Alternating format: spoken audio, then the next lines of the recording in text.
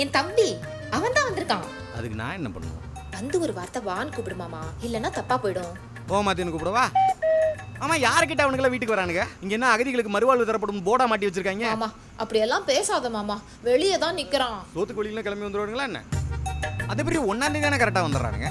மாசம் கழிச்சு ஏன்னா ஒரு நாய் வந்து எட்டி பார்க்க மாட்டேங்குது. மாமா மாமா அப்படியெல்லாம் பேசாத மாமா, என் சொந்தக்காரங்களுக்கு தெரிஞ்சா என் குடும்ப மானமே போயிடும். ப்ளீஸ் மாமா, ப்ளீஸ் வா மாமா. உன் குடும்பத்துல வந்தா மட்டும் உயிரெழுத்த வச்சு அலற, அதுவே என் குடும்பத்துல வந்தா அப்படின்னு முடிச்சிடுற.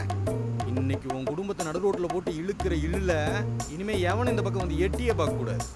மாமா மாமா மாமா சாரி மாமா, இனிமே அப்படிலாம் பண்ண மாட்டேன் மாமா, அப்படிலாம் பண்ண மாட்டேன் மாமா. மாமா பணத்தை வாங்கிராத மாமா.